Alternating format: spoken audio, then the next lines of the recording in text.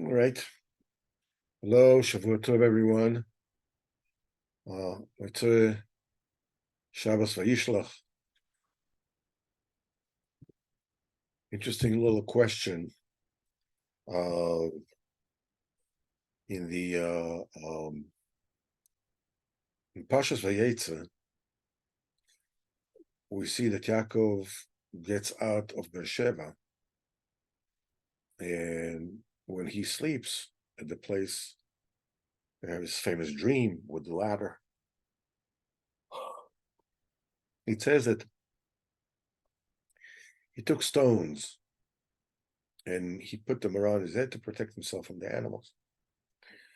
And in the morning, it says that he took the stone that he put under his head, and he made it a matzeva, which is a form of some kind of an altar, that was used in those days. The Gemara speaks about it, the Medrash speaks about it, that a matzeva was something HaKadosh Baruch Hu liked and loved in the time of the Avos, or the patriarchs, but later on they were forbidden, because mainly this form of putting up a stone and pouring oil on it, which was that form of worship of matzeva, became very synonymous with Avodah Zarah, because Baruch Hu didn't want it anymore. But time of the Avos, because Baruch Hu liked it and he wanted it, and that's what Yaakov Avinu does. He takes the stone that was under his head and he makes it into a matzeva. So there's a halacha question that enters the fray, as it were, that we know that the Avos kept all the Torah while they were back then, even though the Torah wasn't given yet. So we have a halacha that anything that a lay person, the Gemara calls a hedyot, the lay person used, for himself, is possible to be used for, for an altar or something like gavoya, for Kodesh Baruch Hu. So the question that is being raised was, how could Yaakov Avinu take the stone, that he used, to sleep on, and then use it to make a matzeva, to make a mizbeach to Kodesh Baruch Hu? So you can come up with different kind of answers, but I thought about this, and I think that the answer, at least one of them, is quite clear. In this week's parsha, we have a pasuk that says, "Yiven Yaakov mizbeach," and Yaakov has built an altar. Vayikra, and he called it Kel Elokei Israel, the Hashem, the Lord of Israel. So Rashi on the spot says two perushim. First one is a clarification. It's not that Yaakov, from the way that the verse is written, says not that Yaakov called the Mizbeach Hashem Elokei Israel, obviously. He says, but he said he used this Mizbeach in order to serve Elokei Israel. But then Rashi brings a different parish, and he says, "V'Rabuseinu Amru," and our rabbis told us, "Minayin shekarloi HaKadosh Baruch Hu leYaakov Kel." Where do we find that the Kadosh Baruch Hu has called Yaakov Avinu a god? So it says, he brings the pasuk, "V'yiven Yaakov mizbech v'yikra lo Kel Elokei Israel." In other words, Vayikra lo, the one who's doing the calling is not Yaakov Avinu. It's Kadosh Baruch Hu was calling Yaakov Kel Elokei Israel. He's the one who calls Yaakov Avinu Kel Elokei Israel. Rashi says in the Torah is like a hammer that hits a rock, that throws sparks to all sides, and so forth and so on. So we are here, first of all, this is a very interesting episode, obviously. Because Baruch Hu is calling somebody a God. We said that Elokim, HaKadosh Baruch Hu says, En Elokim Imadi.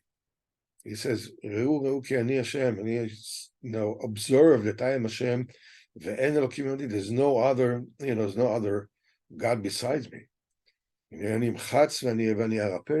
squash and I heal, ve'en mi'adi matzil, and nobody, is safe. Nobody can be saved from my hand should I choose, to overcome him. How can you call a person kel? I mean, that's avodah zarah, isn't it? That's one question about this pasuk.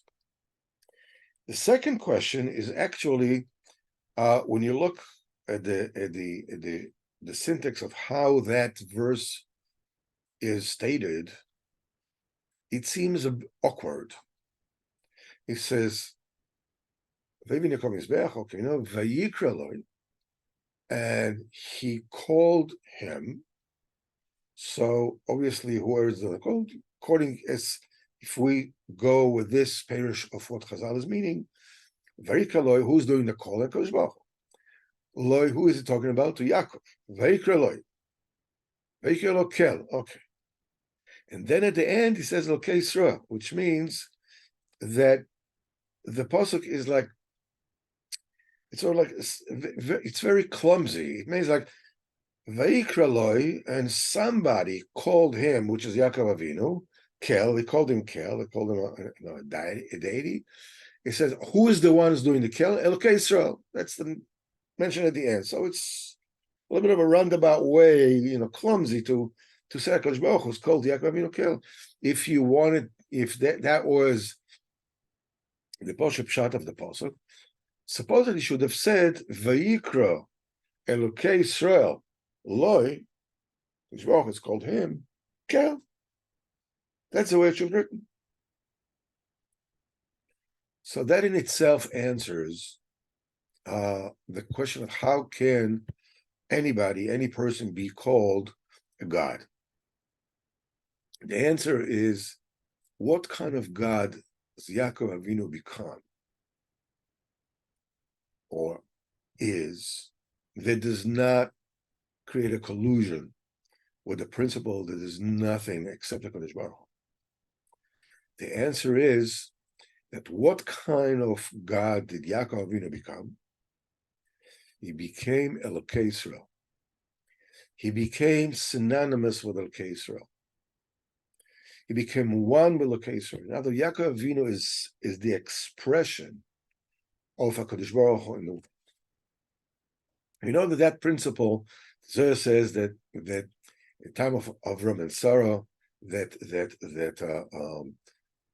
Yaakov Avinu, Avram was representing, Kudsha Baruch Hu, the Kodesh Baruch Hu, or, Zeranpin, and Sarah was representing the Shechina. And the time of Yitzchak was representing the Kodesh Baruch Hu, and Rivka was expressing the Shechina on earth. In the time of Yaakov became like the perfect expression of HaKadosh Baruch Hu in this world, and the Shechina is split into two. There is Leah, which is the Bina, and there's Rachel, which is the Malchus.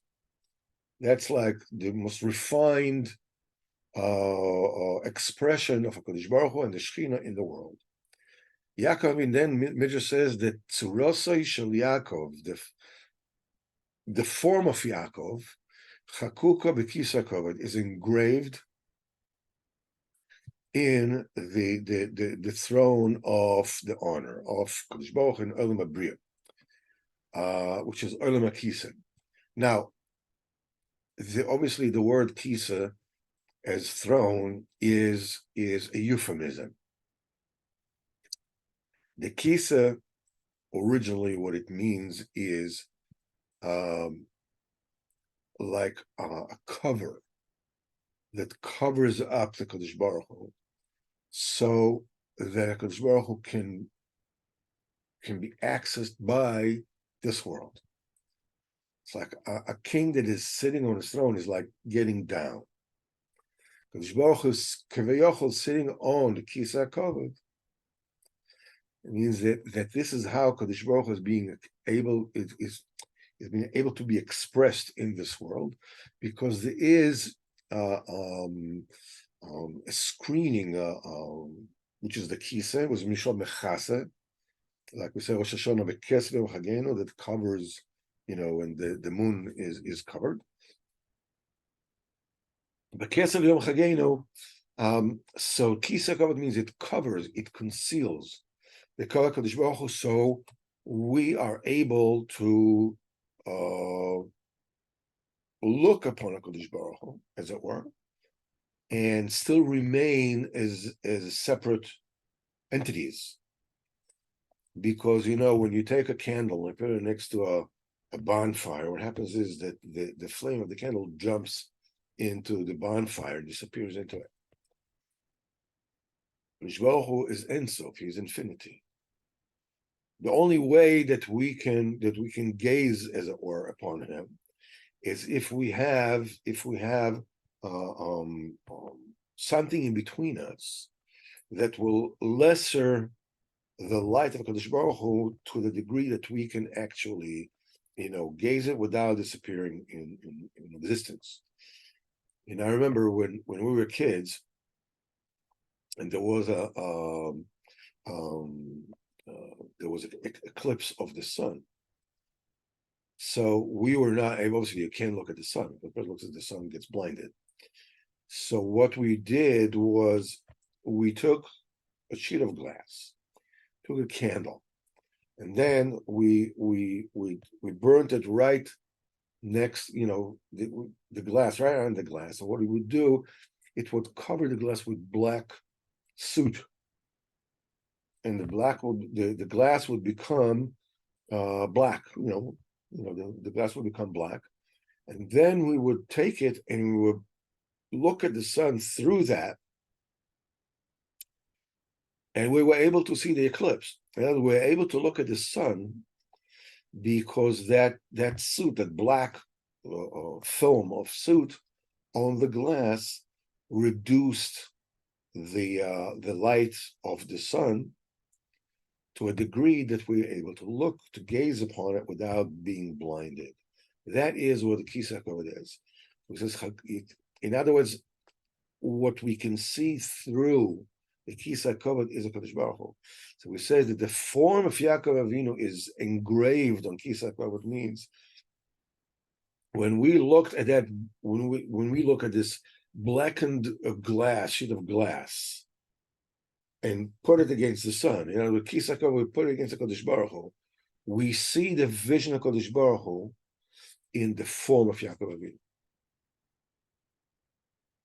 So what is actually being said over here is a possible teretz on this particular kasha. How can you take something that was used by a layman and then use it as an artifact to be used for the service of Kodesh Baruch Hu? Yaakov Avinu takes the stone, goes under his head, put a matzeva, pashas v'yetzer. The answer is Yaakov Avinu. The use of Yaakov Avinu is not a use of a layperson. Kodesh Baruch Hu himself calls Yaakov Avinu a kel. So the use of Yaakov Avinu is a shimush b'kedusha, like the avodah beis hamikdash. Mimele, the stone does not become possible to avodah Hashem, to make a matzera from it. So just thought I'll share a little bit, with you. So, if you like it, fine. If you don't like it, it's not so fine, but it's still fine. Okay. So let's go and jump into Spurey Baal Shem Tov for this week. The story about Emunas Chachamim. It says, Wolf Kitzes once, he was a Talmud of the Baal Shem Tov. He once came together. He came to the Baal Shem Tov, with the Baal Shem Tov, I'm sorry, when the Baal Shem Tov visited one of the Jewish villagers. He's a very, very poor person, and he accepted the Baal Shem Tov with great simcha. So the Baal Shem Tov tells this simpleton, I need a donation of 18 rubles for a very important cause. Now that person, he was very poor. He didn't have the kind of money. But since the one who was asking him was no less the Baal Shem Tov, he took some of his furniture, and he took the only cow that he had. Obviously, the cow in those days, that was a factory. This is what he made a living from. And he sold them, and he gave the money to Baal Shem Tov. Now, Revolf Kitsis looked at what was going on, and he sees the Baal Shem Tov taking the money, and they left. Now, a few days later, that villager had to pay his rent, and he didn't have the money. And the owner of the property saw that he's not getting his rent, so he threw him out. So that villager saw that there's no future in that little village. He decided to try his luck in a different place. So he rented a hut from a poritz in a village that was not that far. And after he sold a few more of his belongings, he was able to buy a cow. And that cow was now the source of parnasa. He sold the milk, and little by little, this is how he could eke out of parnasa. A little time later, the cow of the puritz, of the landlord, became ill, and it wasn't possible to drink the cow's milk. I don't know why the pritzim in that time had only one cow. I don't know. Maybe it's obviously. I would assume that. The porridge was not didn't have a cow shed. And the cow was like, that's the refrigerator from where you can get the milk. So the cow became sick, and the milk became undrinkable. So one of the servants of this porridge that knew about the new renter went to him quickly and bought milk for his master.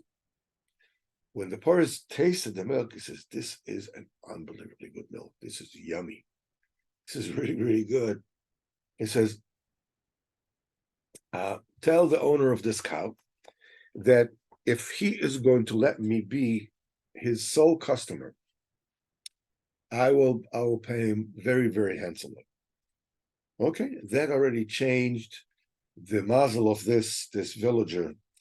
And each time he brought the milk to the landowner. Every day that landowner, praised the quality of the milk. He started liking the Jew, started talking to him, started, asking him all kinds of eitzes about his business. And then he started sending him out various messages, and he saw that he was a very honest Jew, and the landowner trusted him, and because he served him, very honestly and very openly, and he was trustworthy. Now the connection between the two became so deep that the landowner, who didn't have any children, he transferred all his belongings, and he wrote in the name of the Jew, including the house of the Jew and the nearby towns and the lands around the area. Since he felt that now, his entire belongings were in good hands, the landowner decided he's going to take a trip, and he went. After he gave the Jew a legal, occupancy on the entire area of the land. So a few years later, Wolf Zitomer came to the village of that landowner to collect money for messengers, for prisoners that were held hostage in various dungeons of the prison around that area. And the Wolf was already able to collect 300 rubles from the time that Baal Shem Tov asked for this particular cause.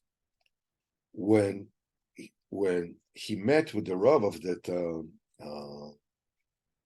the village, of the town, whatever, so he saw him. He was dressed in his fineries. So Wolf's kiss is asking, "Why are you dressed like this?" He says, "I'm going to be receiving, the owner of the land, the landlord, whatever, of this area, is going to visit us today. So why don't you come with us? He's Jewish. He'll probably be very happy, to donate, for your cause." So Wolf Kitzes, accompanied the Rav in his entourage, and the landlord, received them with great warmth, and he paid specific attention to Wolf Kitzes. After a little time, the new landowner, took Wolf Kitzes to the side. He says, "You don't remember me, do you?" So Wolf Kitzes couldn't remember. Where did you see him before? So the new landlord, took out 300 rubles from his pocket and gave it to him. And only after he came back to the Baal Shem Tov, Wolf Kitzes understood the entire story. It says that 300 rubles, the last 300 rubles, were donated by this Jewish villager. That once we asked him for 18 rubles, and today he's a very wealthy person. It says, the Baal Shem Tov told him, "Now, let me tell you why I asked him for such a huge sum of money when he was so poor. Because I saw that if he will move away from where he was, his muzzle will change. And I didn't have any other choice except compel him to leave, where he was living. And what happened next, you already know."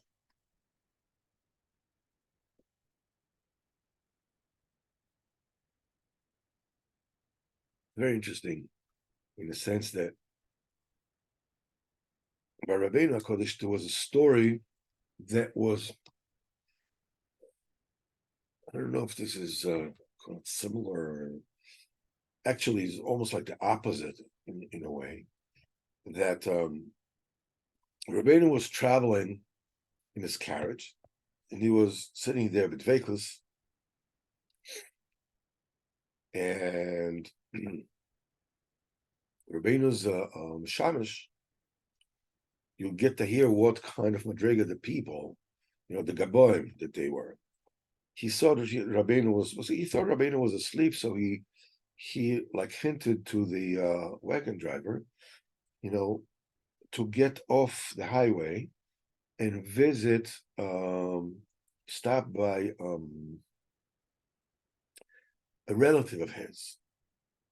And he had a kavod beside that.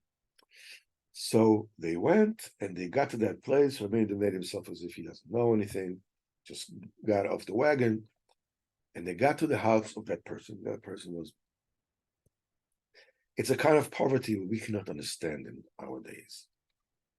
I mean, there was not only there was nothing to eat, but I mean, there was nothing to wear. There was, I mean, it's like his family members were dressed in tatters. It's unbelievable property. So Rabbeinu's Mishamish told his relative, he says, "Why don't you bring out some mashke and some kibud for Rabbeinu?" Because it doesn't have anything, doesn't have money, doesn't have anything. So he told him, take your wife's lachters that she used on the Shabbos, and go ahead and pawn it or sell it, whatever, and get the money and get some, some refreshments for the Rebbe.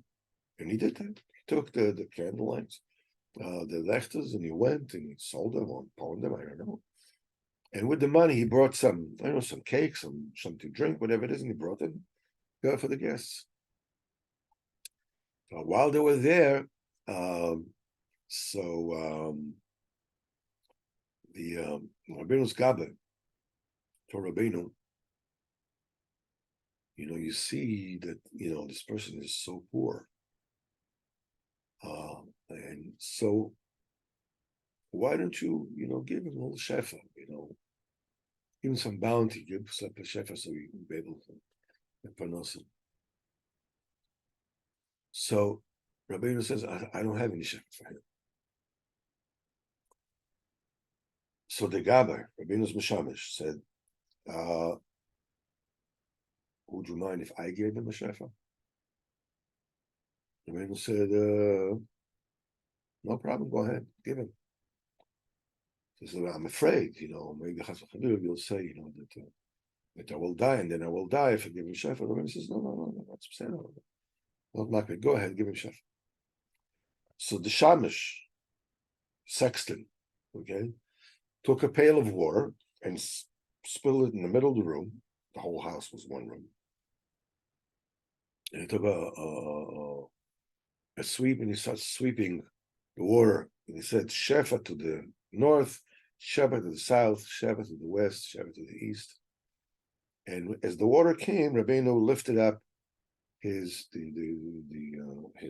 coat, and he says, don't give me any of your shefa. I don't want any of your shefa. And they left. Sure enough, as the stories usually go, he went. There's a whole bunch of Gentiles that came around, and they stopped. But they usually used to stop by an inn which is not far. They stop at this guy and he says, "Do you have any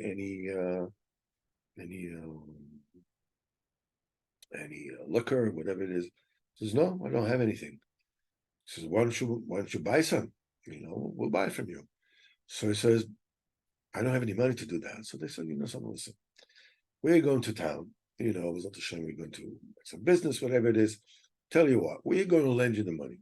You go ahead and you buy some liquor, whatever it is, a little, I don't know, herring, whatever it is, just bring it in. When we come back, we'll buy from you. We trust you. We know you're a trustworthy person. The Gentiles didn't have that kind of problem with these kind of Jews because, if, heaven forbid, the Jew didn't come through, beating him up was not a big deal. So they left and he went and he bought some merchandise, whatever it is. They came and they drank by him and they were very happy. He says, from this time on, we're going to be drinking by you, and so forth and so on. And then he went, he bought himself a cow, started having milk.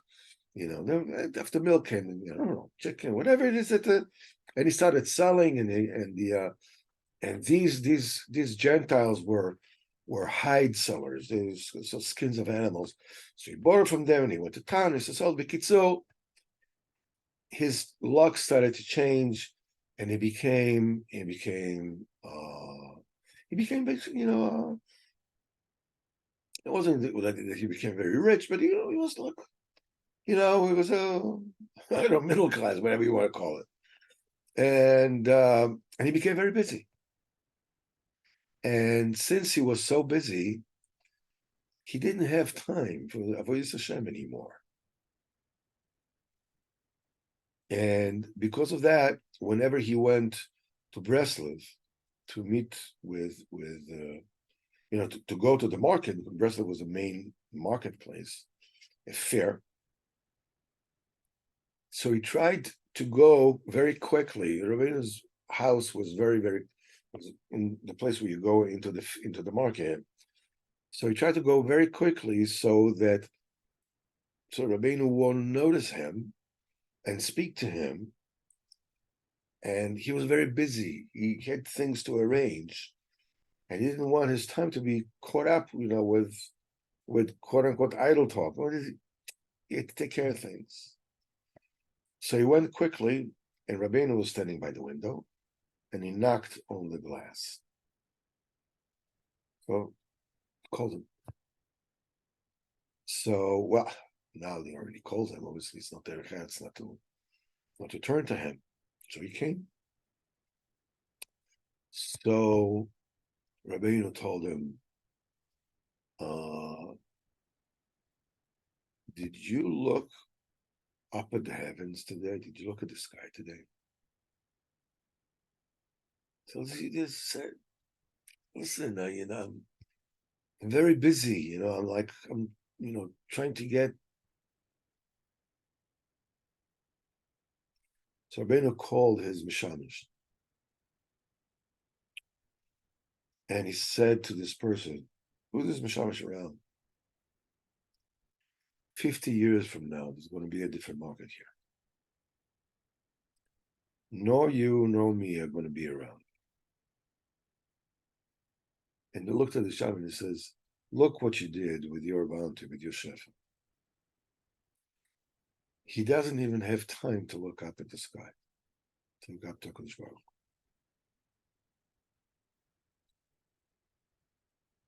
Hu. In both cases, we hear stories about tzaddikim, giving shefa. Rabbeinu does not want to give shefa, and his mishamish, his sexton, he's the one who gives the shefa. He was such a madrega he could give shefa, but what he could not foresee is what's going to happen with that person afterwards. Having money is very important. Like we know, money can be a distraction just as easily.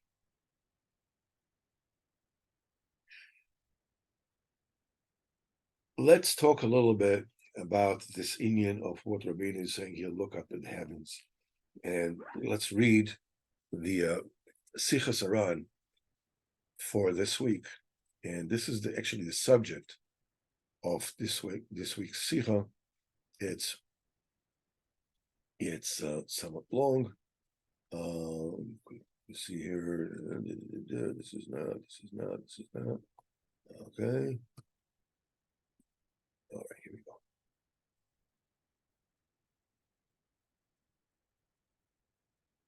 Okay. We're holding by Sicha 217. Reish Yud Zayin.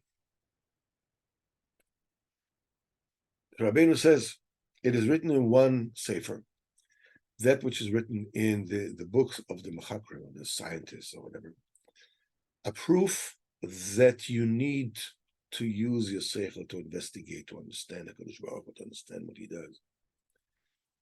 But pasuk v'yadata yom hashavot levavecha, and you should know today, and you should bring it into your heart. So that you need to know HaKadosh Baruch Hu by investigating, by testing. Rabbeinu says this parish is from a Kata Karoim that don't believe in Torah Sheba'al Peh. That they believe that HaKadosh Baruch Hu needs to be known according to proofs. So, but the truth is not like this.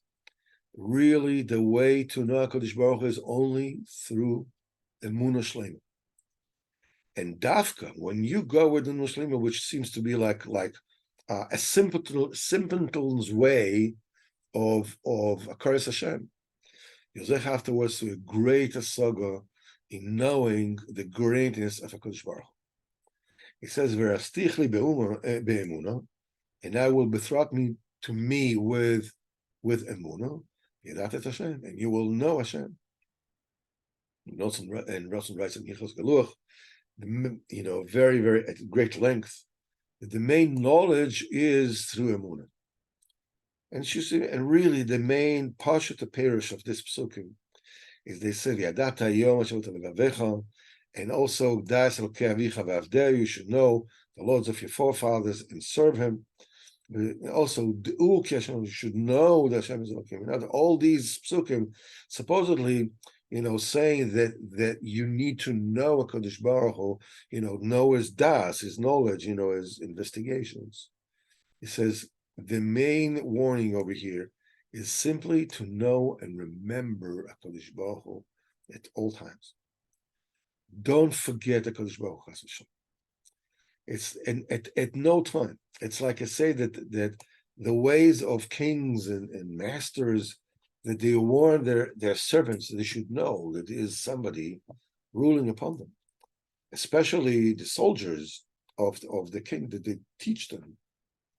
You should know who is the ruler, who is their king, who is the Caesar. The Manti Rosai al Pnechem, that they should have the fear of him and awe of him all the time. And they will do their work perfectly every time. That's why, it's said you should know to the servant, to the slave, you should know there is a master upon you. Somebody who's ruling you. And the idea is you should bear it in mind at all times.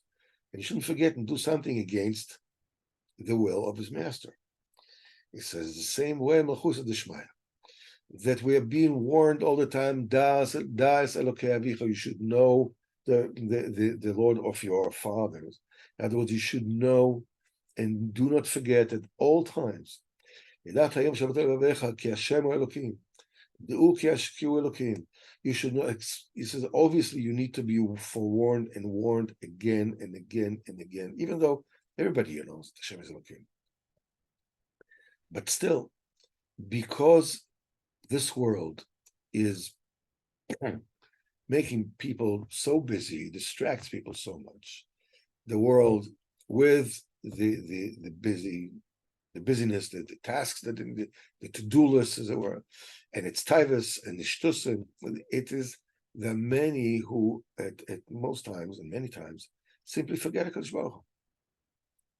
That's what the Psukim says. Du'uki Hashem Elokim. You should know that Hashem is Elokim.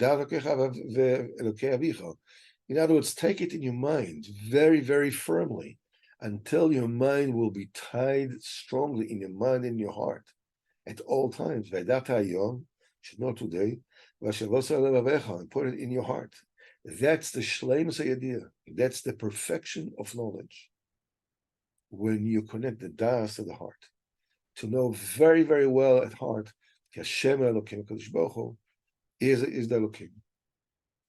Well, every time when you put this in your heart very well, bevada, there's a fear of Hashem falling upon a person, and his yira, so you should not sin. He says, and it's not possible to speak more about the Yidasa L'Kusa HaKadosh Baruch Hu, because for each person is according to his own kalim, according to his whatever it is that he's able to figure out in his mind. He will understand well our words. But Chalila, Chas v'Chalila, we should not say that what these psukim mean that you need to know HaKadosh Baruch Hu through philosophies, with a seichel. Hakir Sunnah that is built on a seichel that is straying the people away from the emes. The main idea from HaKadosh Baruch Hu, as our forefathers told us, that have worked and toiled all their days and stripped all the gashmis from them. They broke all the titles and all the midas tachlis, especially the Ra Koilel, which is the famous taiva, and they achieved the das b'shleimus. They were zeicher to know their Creator fully, and they left us such a good inheritance. We have to receive this great inheritance with tremendous simcha. Ashreinu matov chalkeinu, and manoim go aleinu mayofi v'shasenu. Shachris, and it says, Ashreinu, how good is our lot, how pleasant is our fate, how beautiful is our inheritance. What did we say before? We says, what are we going to tell before you? These wise people, like they have no seichel. The heroes, they have no koyach. The famous ones is like they never existed. Olden is nothing. Nothing is compared to you. Nothing exists, except the neshama is going to give the cheshbon before you. However, we are the sons of Avraham. We're the son of Ram. It was sort of Yitzchak Akedcha, Yaakov Avinu, that the love that you loved him, and that you called him, Yisrael Yishurim. It's bevadai. It says we have to ashreinu matol chelkeinu manam goraleinu mafeiru shaseinu. And the psukim are only telling us to take this holy knowledge in our mind and bring it tight to your heart at all times. So the year of HaKadosh Baruch Hu should be upon us at all time.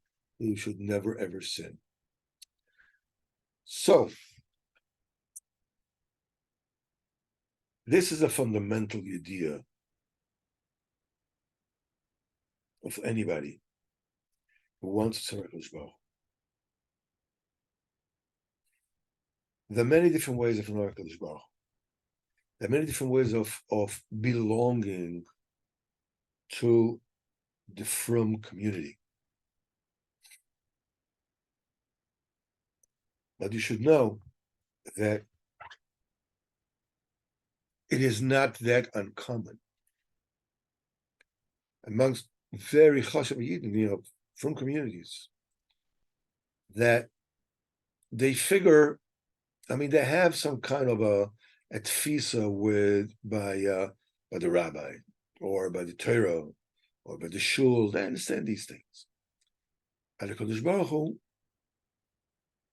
they don't really know what to do with them. Where's the Kodesh Baruch Hu? And it's like, obviously, Kodesh Baruch Hu is the king and everything. We come, Kippur, Shana, we're saying, singing, whatever it is. But the Kodesh Baruch Hu is like, the Kotzker Rebbe said, Lo yelecha, lo yebecha kezer, shouldn't be in you a foreign god. So the Kotzker Rebbe said it in Yiddish, make sure that Kodesh Baruch Hu would not be a stranger by you. Like, yeah, all right, there's a shul, whatever it is, where Kodesh Baruch Hu is in the shul. What are you doing when you're outside? I don't know, I'm a businessman. I'm learning Torah.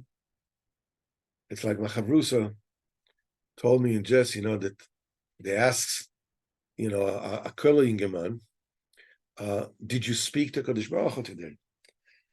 So he said, listen, I don't have any time. I have to daven shachris, I have to go to Kredel, I have to learn, I have to this or that. Who has time to speak to Kodesh Baruch Hu? Obviously, that's not the name of the game. Connect yourself to Kodesh Baruch Hu. The only way that you connect yourself to Kodesh Baruch Hu is through the tzaddik. But you don't have to just be mispal should have a mus tzaddikim, because the kesher that you have with Kodesh Baruch Hu to the tzaddik is it's an, you're not thinking about the tzaddik and thinking about the Kodesh Baruch Hu. You're thinking about the Kodesh Baruch Hu alone. That what it means that you have a kesher Kodesh Baruch Hu to the tzaddik. The tzaddik in this particular case, it's much deeper than that. But to give an example, so you'd be able to understand, when you're using your phone to speak to someone, okay, you cannot speak to them without the phone. So you're using the phone, right? You're talking into the phone. You're using the phone. Is the phone an intermediary? You're talking to the phone, let the phone speak to the other person, say it to the other person? No. You're speaking to that other person. In the meantime, it goes through the phone. But you're not speaking to the phone. The phone is not an entity over here. The phone is only the thing that makes it possible for you to speak to somebody that you are calling and find out what this person wants, and so forth and so on. That's pshat. When you have a kesher to the tzaddik, you have an immediate connection to Kodesh Baruch Hu. When you're connected to the tzaddik, this is what happens. The idea is to think about Kodesh Baruch Hu. Think of Kodesh Baruch Hu as you're moving along. Kodesh Baruch Hu is here. What am I doing? Am I doing what I need to do? If not, what do I need to do that? And all the cheshbonos that we are that we have been talking about many, many times on how exactly a person should conduct himself in his beidadus, in cheshbon nefesh, and so on and so on. But everything starts with the constant realization there's a Kadosh Baruch Hu. I have a thought in my head which is improper. I cannot let it go on. There's no way. Because the Kadosh Baruch Hu is here. He's inside me. He sees everything. And a bad machshava creates a bad reality. It's a reality. Okay, I thought about something. No. The thought makes a real thing. And how much so, if we know that a bad thought is a bad thing. But we don't pay attention to the fact that if that is so, a good thought is a very good thing. Whenever you're thinking about HaKadosh Baruch Hu, whenever you're thinking about the Metzius of Hashem, you're creating a reality.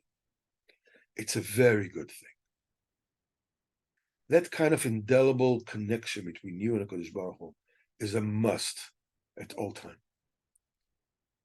And it's a connection that you have to work on. Yeah, but, I go to make his beidadus and I get stuck and I don't know what to say and I don't really feel, I don't feel the light. I don't feel, it doesn't matter. Just simply say, Ribono Shel Olam, bring me closer to you. You feel more, you feel less, it doesn't matter. And keep on doing it. Keep on doing it.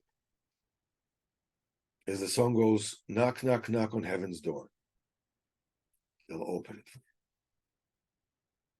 you. And then you will live in the presence of HaKadosh Baruch Hu all the time. When you do this, you'll never sin. I learned in the Gemara Maseches Brachos that various verses that the Amoraim used to say to themselves. One of them, remember exactly who it was and what the lashon is. It says, "But you should be crafty against the Yetzer Hara." And I told them, what does it mean to be crafty against the Yetzer Hara? Yetzer Hara is smarter than the entire world. How can you be crafty? What are you going to outfox him? How can you do that? So I said, I believe that the way to outfox the Yetzer Hara is just being tmimistic, being simple. As Rabbeinu says in this Sicha, don't get into all these cheshbonos. What needs to be done in this, and Kodesh Baruch Hu this and this, I know, nothing. Go tmimistic. This is how you're outfoxing the Yetzer Hara. You're not getting into this whole thinking, sophisticated kind of connection between you and Kodesh Baruch Hu. It's pashut. This is how you're outfoxing the Yetzer Hara. Because you can't lawyerize your way with the Yetzer Hara. He's much smarter than you. Just don't get into it at all. Think pashut. Baruch Hu wants me to do this, so I do this. He doesn't want me to do this, I don't do this. Okay, afterwards come all kind of problems. He can do it. He wants me, I can't do it. But that's a different matter altogether. But the main thing is pashut. Baruch Hu wants, I do. He doesn't want, I don't do. That's it. Then you're clear all the way through. You'll never fail. You'll never ever fail. This can be done only with the koyach of the tzaddik. Because what's the difference when you're connected to tzaddik and somebody is connected to other rabbis or whatever it is? The difference is in the palpability of the undeniable Metzius HaKadosh Baruch Hu. That's the only difference. When it's tzaddik emes, the tzaddik is there and he's not there at all. Like a phone is there, but he's not there. You're speaking to your party, not his side. When you're connected to tzaddik emes, you are speaking to Kodesh Baruch Hu directly. You can feel him. Kodesh Baruch Hu B'ezrat Hashem should help us in Klal Yisrael. B'ezrat Hashem, everybody will be healthy, especially Oded ben Chana and Eran ben Flora. B'ezrat Hashem should refuah shlema B'ezrat Hashem, and Rochel bet Carl and Selma, and Rabbi Yitzchak Meir ben Leah, Rabbi Eliyahu ben Fortuna, Rabbi Eliezer ben Etya, Rabbi Simcha ben Miriam Chana, Rabbi Nosson ben Miriam, and Kan Sama Bas Florence, and Bezat Hashem, the entire cloud is over. Bezat Hashem, she had a good week. Bezat Hashem, Hanukkah is coming up. Obviously, we need to talk about that. One should help us with Bezat Hashem. Serious Tavis, Bezat Hashem, and Zecha Bezat Hashem to see Mashiach soon nowadays. It's a Mikdash build, Bezat Hashem. Bezat Hashem soon. Kol Tov, and have a very, very good week, Bezat Hashem.